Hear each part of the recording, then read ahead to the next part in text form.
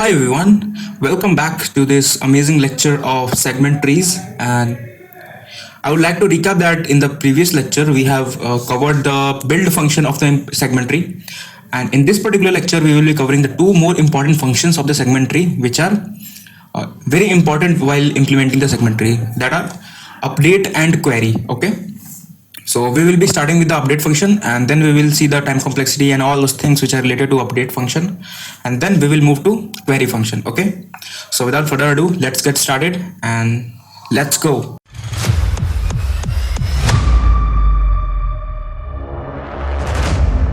Okay, update function.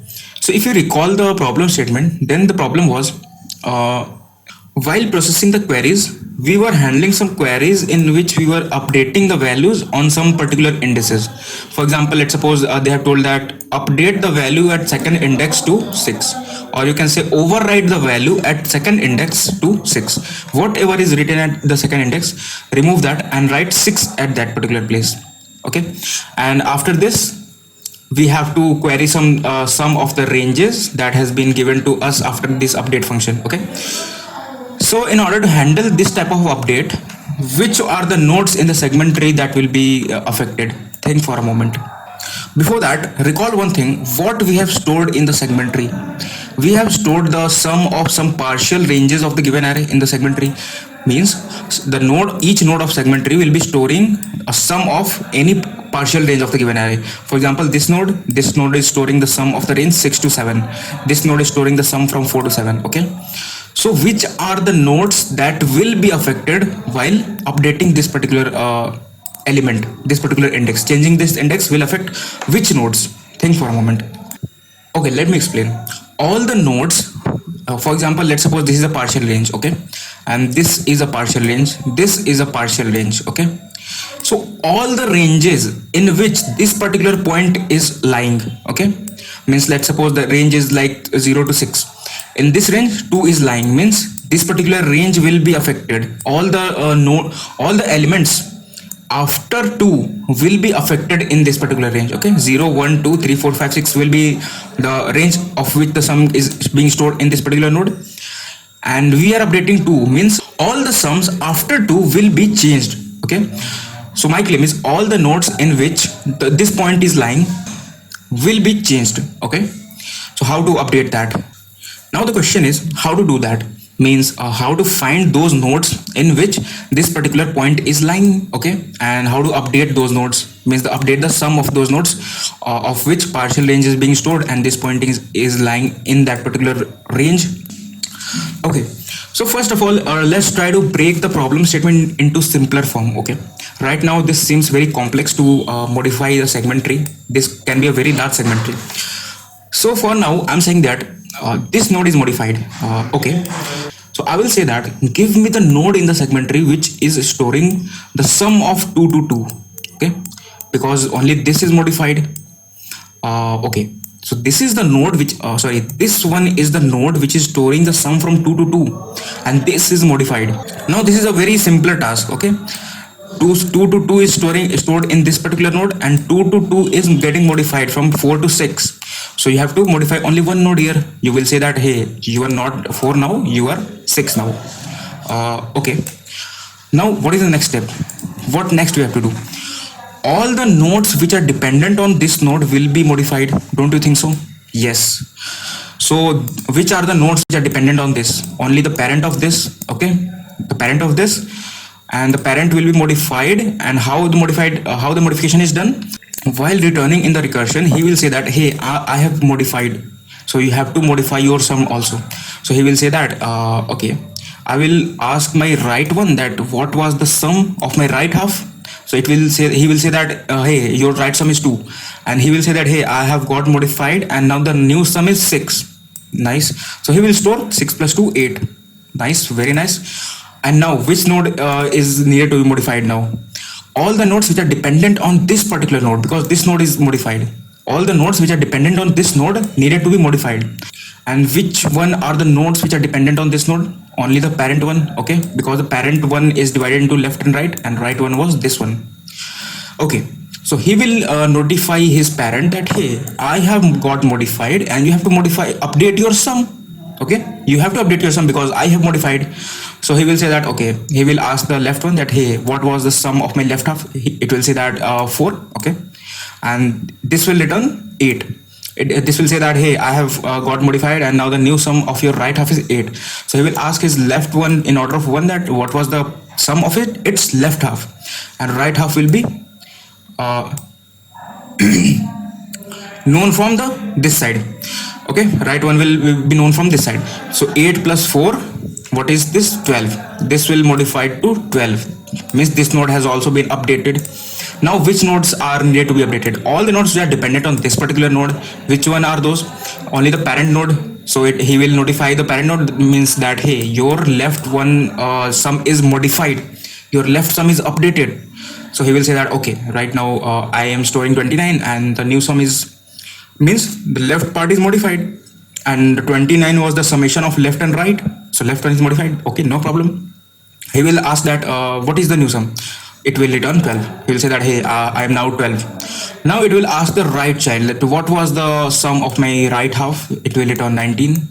Now this will update its sum to from 29 to 31. Okay, I think it is 31. 12 plus 19. So this is how your segment tree is getting updated after updating any value in the given array. Okay, first of all, let's suppose this value is updated. So you will update the node which is storing the sum of only this particular range. Okay, so 5 to 5 is the range.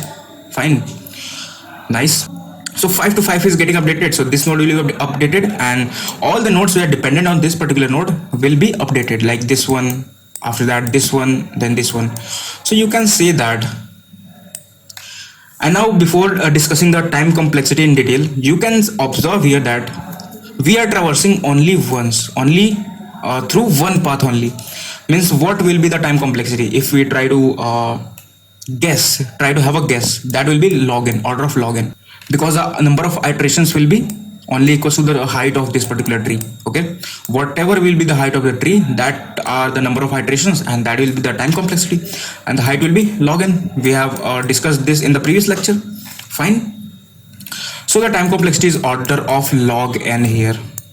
This is a guess. This is a guess. Okay, this might be greater than log n in some cases. We will try to prove that it is always log n. Okay, in the next part.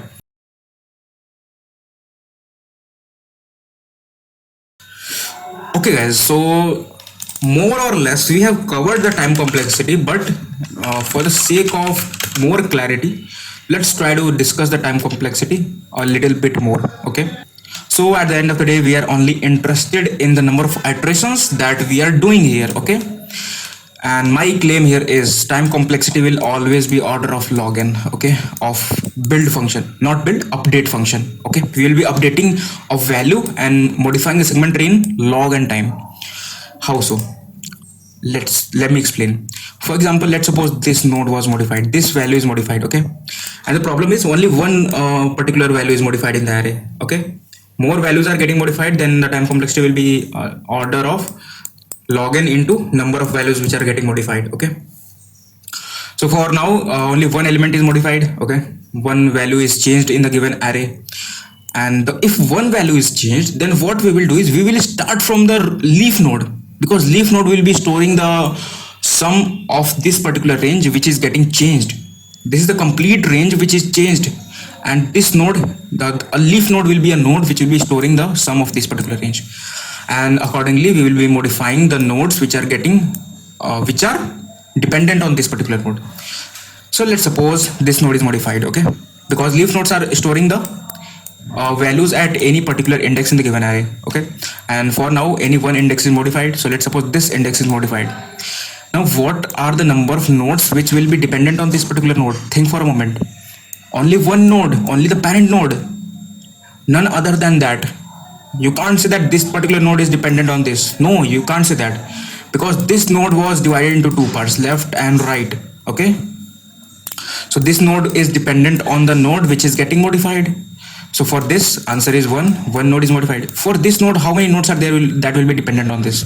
Okay, only one node, only the parent node, because this node is not dependent on this particular node. You can't say that. Okay, because the parent node was divided into left and right half, and this is a part of the right of its parent. So the node that is dependent on this particular node is its parent, and that is one node only. Fine. And now similar case will be for this node. How many nodes are dependent on this? Only one node. In this manner we will be moving toward the root node, and we will get that at each level we will be processing only one node. Okay, what are you saying? At each node, at each level we will be processing only one node. I'm saying that, yeah, only one node. You can prove this. I have proven this also by this particular thing, that sub problem is, first take the range in which complete range is lying, which is getting changed, and keep moving. At this particular range only one node will be there, and the node that is dependent on this will be on the next level, and that is only one node. At this particular level none other nodes are dependent on this node. Fine. So all the levels, at each level only one node is getting processed, and there are log n levels. Fine. So complexity will be order of levels multiplied by number of nodes getting processed at each level. Okay. And what is this? Time complexity is going to be order of number of nodes will be, levels will be log n multiplied by 1. Okay, because at each level we are processing only one node, so the total time complexity is order of log n. Fine. And n is the size of this particular array that has been given to us. Great guys, this was everything about update function. I hope it is clear that how we will be updating our segment tree if any one value is getting updated in our given array. Okay, now just pause the video and do it for 8. Okay, let's suppose 8 is updated. Now how your segment tree will be modified, update it and check that, let's suppose this is the range, so cross check that this range is storing the right sum for this range or not. Okay, update your segment tree and check for the ranges. Okay, that will be a great practice to do. Nice. So this was everything about update, and now we'll be moving to query function. Fine.